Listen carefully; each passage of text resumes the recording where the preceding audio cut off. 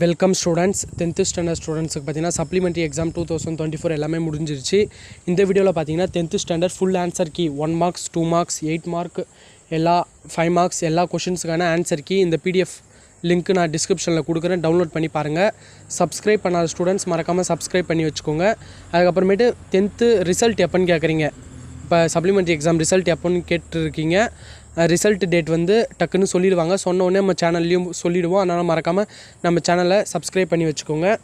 1 mark பொறுத்த வரைக்கும் நம்ம ஏற்கனவே கொடுத்தது தான், ஏற்கனவே நம்ம ஆன்சர் கீ அப்லோட் பண்ணியிருப்போம். அந்த ஆன்சர் கீஸ் தான் இந்த பிடிஎஃப்லேயும் இருக்குது, அதனால் அதில் எதுவும் மாற்றங்கள் இல்லை. 2 மார்க் பொறுத்த வரைக்கும் இதில் பார்த்துக்கோங்க. 17th கொஷின் பாருங்கள், சீவக சிந்தாமணி வளையாபதி குண்டலகேசி. 18th கொஷின் பாருங்கள், பாசவர் வாசவர் பல்நிலை வினைஞர் உமனர் அப்படின்னா என்னான்னு கேட்டிருந்தாங்க. அது வெற்றிலை விற்பவர், நறுமணப் பொருட்கள் விற்பவர், பல்வகை இறைச்சிகள் விலை கூறி விற்பவர், உப்பு விற்பவர்.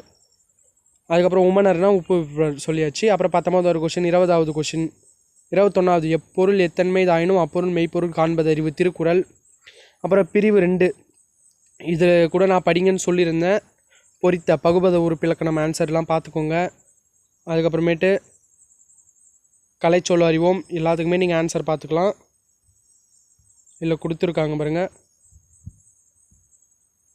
அதுக்கப்புறம் பார்த்தீங்கன்னா 3 மார்க்ஸ் இதில் இருக்க ஆன்சர் போதுமானதாக இருக்கும், சரிங்களா? இந்த பாயிண்ட்ஸ்லாம் நீங்கள் எழுதியிருந்தாலே மேக்ஸிமம் நல்ல மார்க்ஸ் ஸ்கோர் பண்ணிக்கலாம். இதை பார்த்துக்கோங்க. எதுக்கும் இது கவர்மெண்ட்டோடது இல்லை. கவர்மெண்ட் வந்து பேப்பர் வேல்யூவேஷன் பண்ணுறப்ப சாஃப்ட் ஸ்கிட்லாம் தருவாங்க. அந்த கொஷின் அந்த ஆன்சர்ஸ் கீ நம்மளுக்கு கிடச்சிதுன்னா நம்ம சேனலில் கன்ஃபார்ம் அப்லோட் பண்ணுவோம், பார்த்துக்கலாம். இது வந்து ஒரு டென்டேட்டிவான இது தான், சரிங்களா? இது வந்து கவர்மெண்ட் இது இல்லை. இது வந்து டீச்சர்ஸ் நிறைய பேர் ப்ரிப்பேர் பண்ணி இந்த ஆன்சர் கீ எடுத்திருப்பாங்க, பார்த்துக்கலாம்.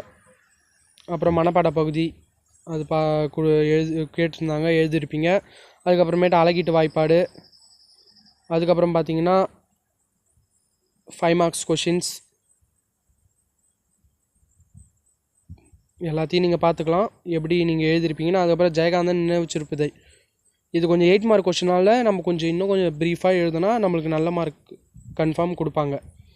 அதுக்கப்புறமேட்டு கட்டுரை கேட்டிருந்தாங்க லாஸ்ட்டு. ஓகே ஸ்டூடெண்ட்ஸ், இந்த வீடியோக்கான பிடிஎஃப் லிங்க் வந்து நான் டிஸ்கிரிப்ஷனில் கொடுக்குறேன், டவுன்லோட் பண்ணி பாருங்கள். இதில் இருக்கிற 1 மார்க்ஸ் எல்லாமே நீங்கள் எழுதிருக்கீங்களான்னு செக் பண்ணி பாருங்கள். அதில் மார்க்கை கால்குலேட் பண்ணி பாருங்கள். All the best students, thank you.